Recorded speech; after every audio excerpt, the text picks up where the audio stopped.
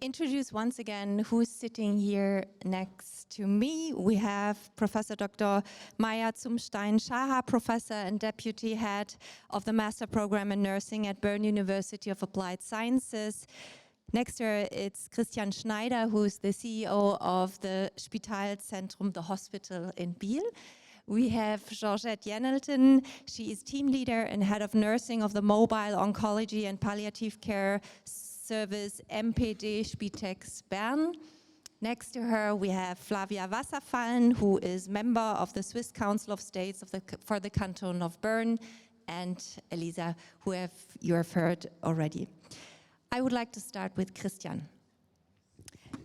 You are in the middle of the planning process of a new hospital, and which will be located only like 15 minutes from here, very near. Did you consider the integration of telemedicine and remote care in the planning of this new hospital?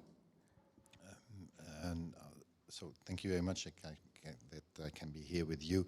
No, we didn't consider it. We more considered that we will not have the nurses and the doctors in future, so it's not an option to build up a too big hospital for the future. But you're right, I should think more about it after the workshop session today. Why? Where do you see the opportunities for such a model? So I think we are suffering in Switzerland, like everywhere, with structural problems, and one of the most big problems we will have is the staff shortage. You know, in Switzerland in 2030, we will have a lack of 30,000 nurses. And in 2040, it will be 40,000 nurses. We will not have for the demand of nursing. So I think remote will or has to be one option to fill up this lack of caring. Even if I don't know how caring will be, because with a technology relationship where you have to build up trust. But what we are talking about when we talk about nursing, I don't know how you want to do that and how you want to educate the nurses who will be in front of a display. Maybe we ask somebody who is familiar with nursing. Georgette, you are team leader and head of nursing of the Mobile Oncology and Palliative Care Service MPD Spitex Bern, which is a specialized outpatient palliative care provider. And you have several decades of expertise working as a nurse in different hospitals also, so you know both sides, both in Switzerland and abroad. And I'm wondering, are you using telemedicine, or have you ever had any contact with telemedicine in your daily life? Well, I told you on our phone call that we had that. Last year we had a project, it's called Digital Care Conferences. And you need to know with palliative care patients, it's very important that you know the needs and the objectives of these patients and their caregivers. There's a lot of decision making because we look after patients which are far progressed in their diseases. They've got still disease modified treatments, but there are also times where there's the discussion about, is it worth to go on with these treatments? What about quality of life? And these people are at home, and we heard before the advantages of being home. They want to stay at home. But very often these people are also impaired in their mobility and physical functions, so it's hard for them to go to a GP when they're far progressed, for instance. We go and visit them, we support the home nursing care teams. We also go to the nursing homes, and the doctors, they are far away. And there are not many doctors left. There's also a shortage of doctors. And the doctors who are left, they can't offer home visits. So if you want to have all the stakeholders with the patient, the caregivers on one table, on a round table, to talk about the needs, about decision making, so you need to have these important people on a round table. So we thought, okay, digital care conferences could be an option. And before we started this project, actually, we made like a survey with the healthcare professionals involved in our local network, and to see what kind of perception needs they had with digital care conferences. And I was actually surprised. Most of the healthcare workers were quite open to these options. And then after this survey, we started this project, implemented it, and we made only 11 digital care conferences. And as we heard today, like the technological problems was quite a challenge, because the GPs, I mean the general physicians, the doctors in the hospitals, they've got different systems with a high security level. So you need to find really a video call instrument that everybody can access. And we actually made it easy, like there was always a nurse from the mobile care team that went to the patient's home, set up all the gear with the laptop, with the camera, with the loudspeaker, so the patients and caregivers didn't have to do anything with the technology, but it was a challenge for the nurses. Very often it didn't work properly. And then the other thing was sometimes for discharge, we also did it like inpatient when people wanted to go home. We did the roundtables like that, and then one of the nurses of us was in the video call. So there we were like an observer then a little bit. What we realized, like the patients and the caregivers were quite happy with it, because they could ask the questions and communicate the needs. And for the healthcare professionals, it was a big challenge. But we had many positive aspects, and we would like to go on with it. We just need good devices for it. We yesterday had one of the simulations which we didn't present today. It was like the patient lying in bed, one son next to him, the GP and the orthopedics were remotely, and the daughter who was living in Paris was also remotely. So there were a lot of people involved. And one aspect that we really realized that it's really important to moderate this shared decision-making also in a virtual space. Can you maybe tell us a little bit the role of the nurse? How does she manage? Because we also saw it in Zoom, people start talking wildly. So how do you moderate this?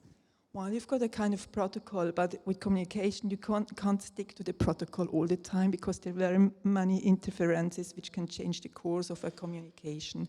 But you've got a kind of protocol, and like what is really a challenge when you moderate with these hybrids, that you don't forget the people on the screen to get them involved, because otherwise they're like observers and they always try to say something and they can't because they're not at the place. So it really needs a good moderation, and the nurses were trained for that. Yeah. So in your case, you said that both caregivers and the patients were very like positive about the outcomes. Elisa, I'm wondering, in your model, you explained that it's the doctors and the nurses from the hospital itself who provide the remote care. Are your employees in general open towards this new model of care, or are there also nurses and doctors who say, oh no, that's really nothing for me? At the beginning, we actually had this challenge that when Visit started, all of my colleagues within the team of internal medicine, we already have no staff. Why should we invest into this new project? So there was a lot of, nobody accepted that Visit is happening in our hospital, because it's only more work at the beginning, and we already don't have enough nurses and doctors. The nurses shouldn't work on Visit, but work on the normal wards and help out there. So, but this also changed, and we have actually the experience now that for this new model, working together with telemedicine and being able to go to the patient's home and maybe also deliver this kind of health care, what sometimes is missing in the hospitals, because you really can go close to the patient, be at home doing holistic treatment. We have actually in our team 3 nurses who completely went out of the healthcare system and came back for this project. Okay. So it's also some people really said, okay, for new models, I'm interested to come back and work in the healthcare sector. And for this new model of care, do you also provide education for the Of healthcare course, staff? yeah. All our we have only nurses who work in visit, and they are all, of course, trained in this telemedicine and how to call the patient, and at the beginning how to explain what hospital at home is, so the patient says, yes, I could imagine to go there. So they're especially trained in hospital at home. Maya, you are like educating people who will become a nurse. You're a professor. They're already nurses. They are already, sorry, they are already, but you're in the education system. But thinking about remote care, do you think that this new models will require also new job profiles? I'm trying to be short because the nursing system in Switzerland is a little bit complicated as it is in other countries. So if we talk nurses, when I say nurse, it's a diploma nurse who has graduated ideally as a bachelor's and then continues on with me with the master's. But there are also what's it called again? Associate degree nurses. That will be the equal degree in the United States, where they are on the tertiary level but don't have a bachelor's. And then there's everything other. And in Switzerland, we say nurse, and it's often not a diploma nurse or an associate degree nurse. It's something with less education, and there starts the problem. So, for example, these people are they're very eager, they really want to help, and they have a very good drive, but they're very, very young. And we send them, unfortunately, into very difficult situations with little education. So I think, yes, they will need additional education. My question would be, what is needed exactly? Now, from the description that I had from Elisa, honestly, at some point, I have to say, you just get a really good advanced practice nurse. You could basically probably save your visits as a physician, because then this person could actually run the whole show most of the time. So I think the question really is, what kind of competencies do you need where? And then you have to educate the people to get it. Sometimes it's not necessary that this is part of the normal curriculum, but that you learn it when you start a new job or you do further education. But the question really for me is, what is it exactly that you need? If it's just to hold the camera so that the physician sees something on the patient, you don't need a lot of education, sorry. Do you want to react on it maybe, Elisa, because you... That was also something we were talking about, and at the beginning because nobody had experience with this hospital at home, and our project design was really, it needs to be very safe and very similar to our standards in the hospitals, so we can rely on them. That's why we decided to go as a doctor and a nurse and together on the rounds like the patients would be in the hospital. But now as we go, of course, we experience that there are other structures needed. And what we already think is that we soon want to implement this video call. So now the doctor has to go every day with the nurses, and the nurses can connect the doctor who is in hospital with the patient. This is something we are working on right now, because we see there is no need that the doctor goes every day, as you say. But this is all experience we have to make, because at the beginning nobody knows how it works, and of course safety is first, and so it was important for the patient to know it's exactly like you would be here in the hospital. A doctor comes every day, and this is something the patient needs to trust in these models, and then you can start to change, adjust a little bit, yeah. So it's basically prototyping and testing what you did with your model. So Maya, but maybe another question for you. In your opinion, you know the Swiss context very well. In your opinion, what needs to change in Switzerland to make remote care at home work? Well, I'm probably going to hand over very quickly to Flavia, because she knows those questions even better than I do. But Elisa mentioned it. We have a very complicated system of healthcare reimbursement, which quite frankly separates between the hospital, the inpatient situation and the outpatient situation. And in the outpatient department, we also have nursing homes and other such institutions. There is no provision in whatsoever that kind of allows for this kind of experiment. We have a similar situation with these new nurses, with the advanced practice nurses. There is a lot of evidence out there, even from Switzerland, that they can do a really good job and can do some jobs for physicians instead of them. But we cannot have them run out like that because they're not allowed or recognized under the law as healthcare providers. So there is no reimbursement at the moment for these people. They work for free. So these are kind of legal conditions that just don't fit. And the other problem that I see, and this is unfortunately no physician on the podium. Oh yes, Elisa, you would know. There is a prerogative for the physician to diagnose, and this prerogative is written in the law. And this also creates some difficulties, isn't it? It kind of makes you need the physician on site so that you get reimbursement. So there are some tricks in the system that prevent any kind of such things. And then the last one, and then I'm going to hand over, telemedicine. It's been recognized in Switzerland for a long time already. We have, all of you know, Medphone, I guess, which is nothing else than telemedicine, just on the phone. But it's really difficult to be admitted as a healthcare provider to do this kind of provision of care. You have to go through legal hoops and everything, get additional reimbursement and so on and so forth. So there are some real challenges for these kinds of healthcare models. Flavia, yeah, now we pass it to you. You are in the Swiss Parliament. You are part of the Social Security and Health Committees. You are also a member of several parliamentary groups in the field of public health. And you are also, basically, you're co-designing the political framework which is needed to make the Swiss healthcare system work. And as we have heard, the Swiss healthcare system is facing a lot of challenging, and one of these challenges is the rising costs.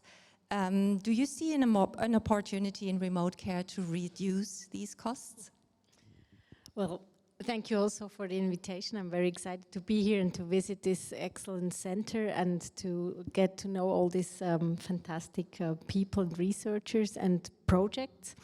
And yes, of course it is, but I mean, Elisa has said it in her presentation, talking about trust in medical staff and hospitals is very high in Switzerland. So if you come up with new models of remote care, you have to show that it's not driven by economic constraints or cost problems.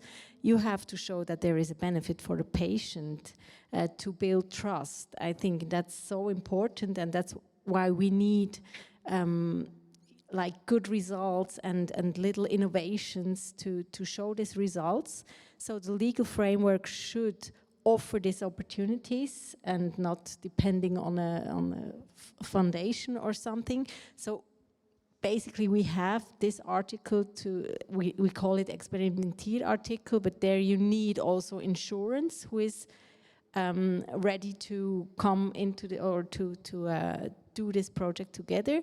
And then Maya mentioned it, and Elisa also, we don't have a uniform financing system. So we worked on this law for 11 years to build up a uniform finance system, and we finally did it, but we will have a popular vote in November on this. And I think when we pass this different financing system from inpatient and outpatient treatment, then we can also we can also have more like this kind of innovations and projects to improve and to develop, because there are many obstacles at the moment. But and also Maya mentioned the APNs, advanced practitioner nurses. We have no legal framework for them at the moment. We're still doing it, and I think we're really behind on a legislational level to also give the opportunities to build up new roles, new formation qualifications, also in the medical staff field. Yes. Thank you. I want to open up the discussion and ask the audience if there are any questions, maybe also people who participated yesterday and today in the simulations, because I think there are a lot of questions that could also be raised to our panelists. Is there any question from the audience?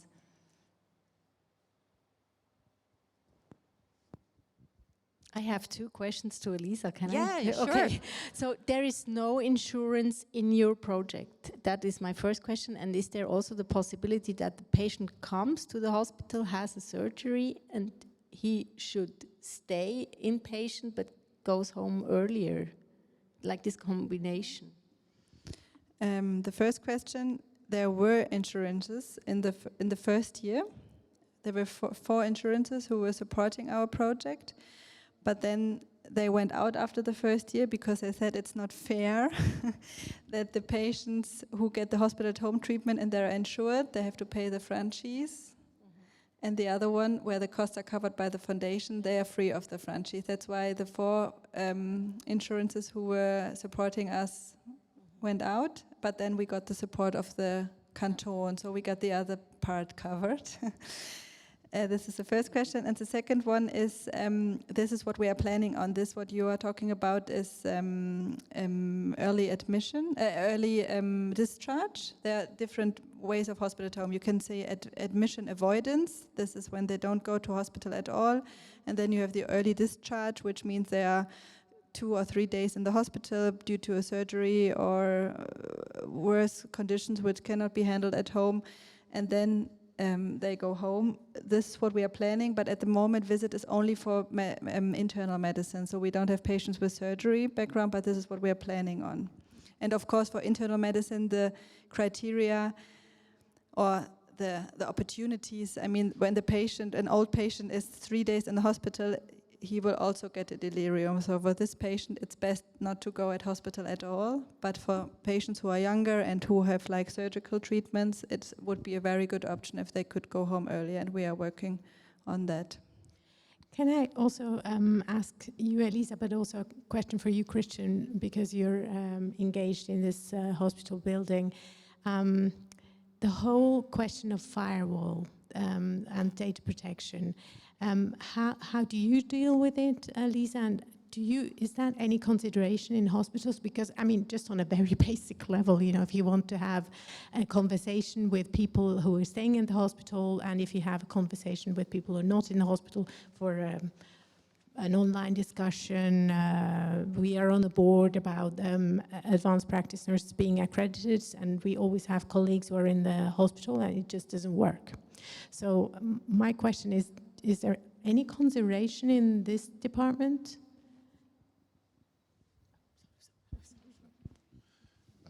Yeah, I can give one example where we talk about patients in a video call is when you have the famous tumor boards, and where you have really to discuss details of a condition of patients. And so people are, some people are in Basel, in Bern, everywhere in Switzerland, even sometimes when they are in a conference, they even can be somewhere in an international, in another country. So I think, yeah, we consider this is really a problem to link different technologies, but I think we always find solutions. The higher problem or the bigger problem, the severe problem is that we don't have enough rules for the software industries that when you come out with a digital product, that you have some rules like we have them for pharmacological products or medtech products. For example, if you want that this product is used in the healthcare by a healthcare provider, then you have to provide, you know, the links. You can link it with all other systems. For example, you know, so what we are doing now with Swiss Medic for pharmaceutical products, why do we not have something for the software in future? Yeah, I think this is the biggest challenge, what you mentioned, that the interface management for the technologies, high standards of patient data, that's a big problem. And I mean, I'm used that as a physician, you're always with one foot in jail. But now with this hospital at home project, this has I'm with both, because we also always find some solutions how we make it possible, because every day we think it cannot be that we have to do it that complicated, and then we just do it somehow, so it's good for the patient and safe. But yeah, there's a lot of improvement can be done on this field. Maybe also another topic. My guess is that with all these innovations, patients maybe need higher health literacy. And how can we deal with it on a political level or societal level?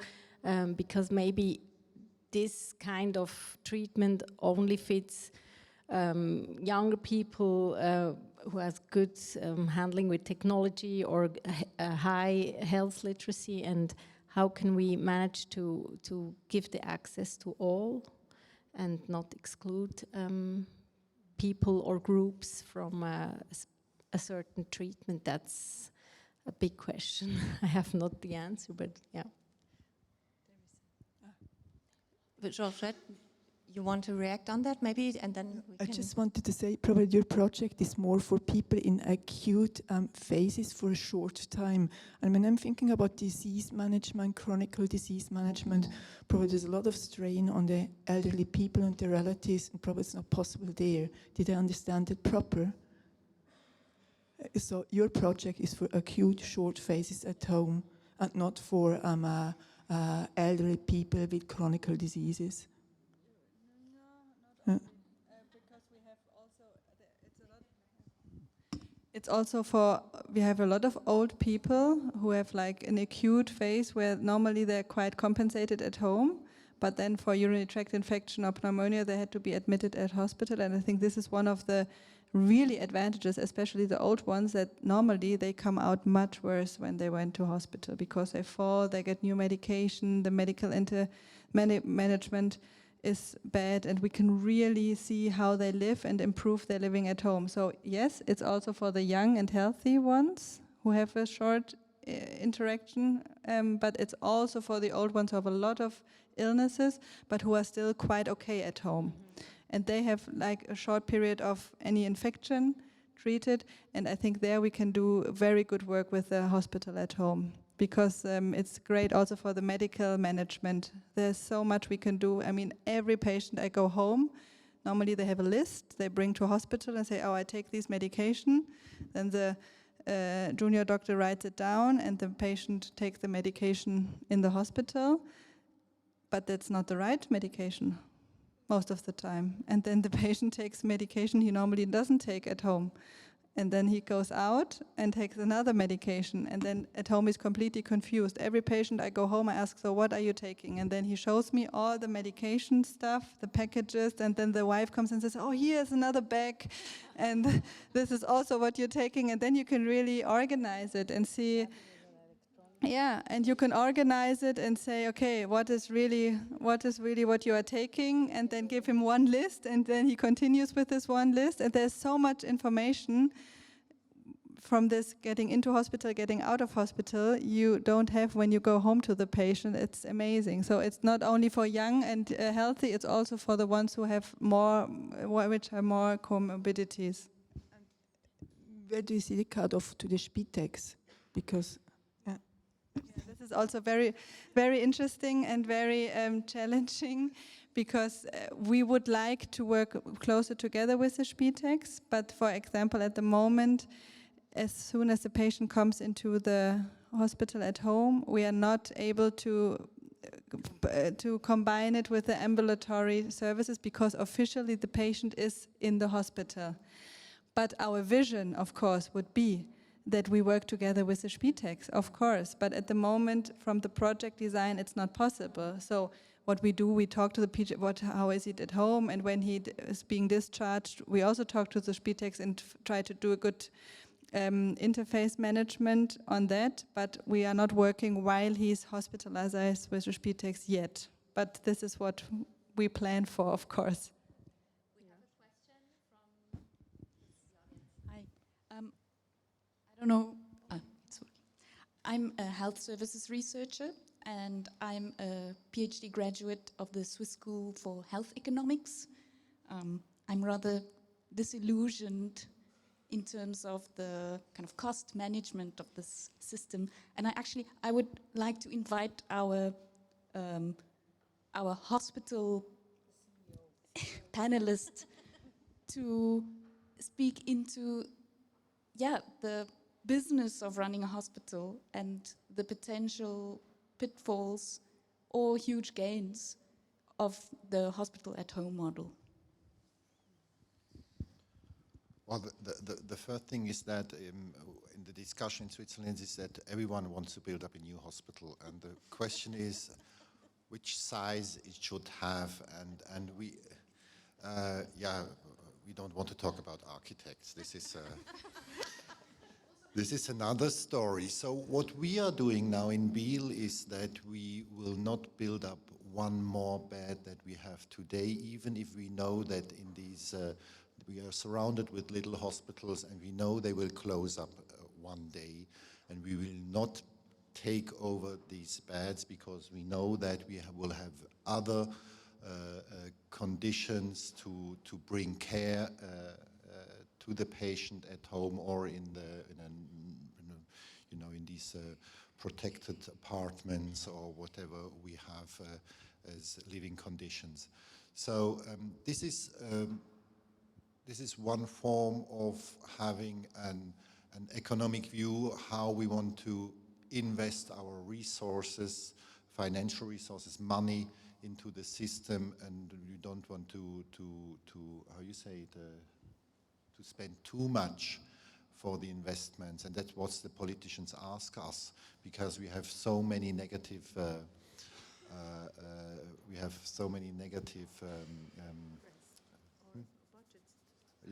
budget. You don't want to talk about budget.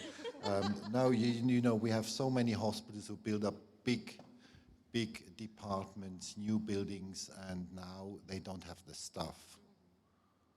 And I think this is one of the most important points. Is that I need the staff to run the hospital, and I will not have it. Yeah, I think that's a very important point. And with care at home, in the long term, will this actually, from an efficiency perspective, it sounds like more resources. It doesn't really sound like a reduction in resources. The first thing what we have seen here in these two situations is that you have one doctor with one patient, and I imagined, we should have like a control center where is one doctor who has much more patients. He will be in contact, so he will not switch between a physical visit to a patient and then a remote visit to a patient. He will only do remote visits, and this will with a higher efficiency in his proper work. I would like to pass the microphone to Nirit, because Nirit told us, we learned about that at the hospital that she's working, which is the biggest hospital in Israel, after COVID, they opened the first virtual hospital. So can you maybe explain us a little bit how this works, like what Kristian mentioned? Is it like this, or how does it work? I find it fascinating that we are facing the same challenges. Really, it's global. All the countries have the same challenges, the lack of manpower, not enough nurses, not enough doctors, chronic disease, aging populations. But then I guess that, you're lucky. You are building new hospitals, you have more resources. Unfortunately, in Israel, we are facing a lot of crisis, a lot of lack of resources. So it drives innovation in a way we don't have any other options. It's either having the patient in the corridor without any privacy, without dignity, or hospitalizing them at home and then finding how to do it. So what happened after COVID is that we realized that we can use remote care and telemedicine technologies to really take care of patients at home and then save on the resources of the hospital. And a lot of new models were developed. And obviously the biggest challenge was the regulations and the economical model. So we spoke about the design of the technology and the environment. That's all great, but if you don't have the economical model and the regulations to support it, then it will not work. And I think that's where there was a lot of flexibility, because we realized that we had to find solutions. So there is a lot to learn, I think, between different countries. Also, you mentioned the UK with the virtual wards, and different models have evolved. I can say that something that you said, that the physician will only do virtual or physical. What we see is that it's becoming more and more hybrid, because you have to manage, you don't have the manpower. So the same doctors, the same nurses, they have to manage this complexity of hybrid services, which makes it all much more demanding from the management control. And what you mentioned, the control centers, I think this is one of the solutions. But again, it comes with other challenges. So maybe just another point on that is that from the physical, from the design, we are now designing new medical units where they have physical beds where patients are admitted at the hospital and virtual beds. So the same unit, the same team are managing both patients at home and patients at the unit, and then they have the flexibility. So if a patient deteriorates at home, he will not go back to the ER. He will go straight to the same unit who is responsible to them. So there is a lot of advantages in this hybridity, but then again, a lot of challenges.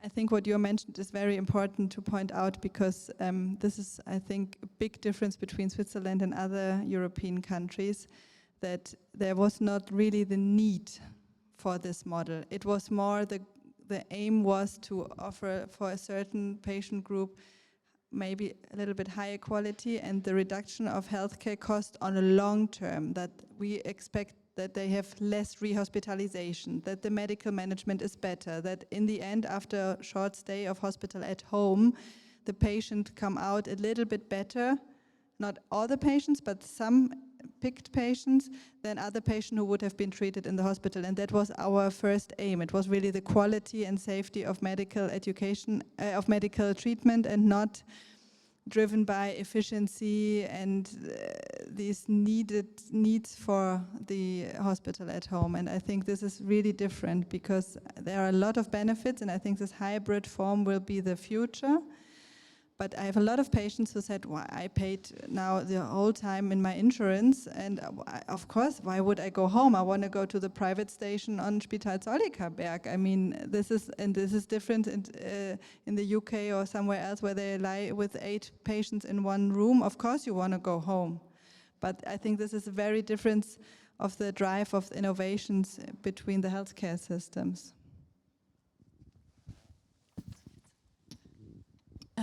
Yeah, I think I would also like to bounce back on what Flavia said.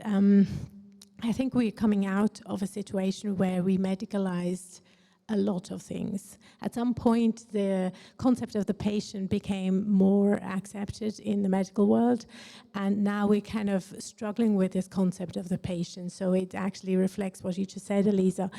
And I think we also need to educate ourselves as health professionals, but also our population to sort of recognize when is it really a problem and needs medical attention or nursing attention or whatever, and when is it something I can manage at home, maybe with a remote contact with a health professional.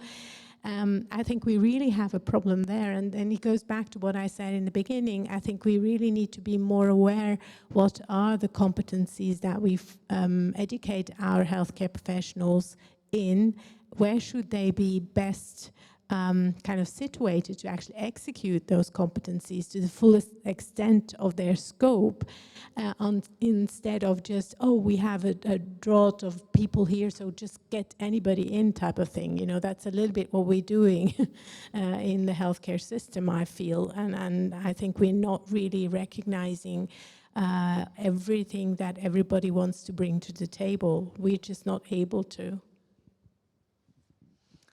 I think, again, does it work or does it? Yeah.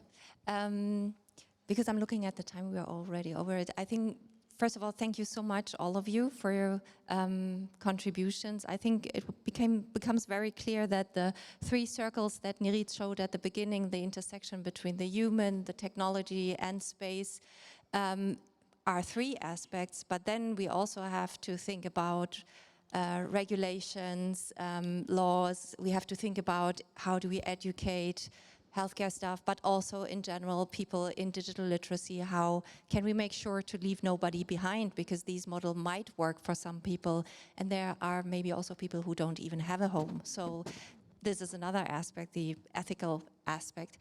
I want to invite you to join us for an apéro and to continue the discussion with all of us. But first of all, we want to thank you for participating.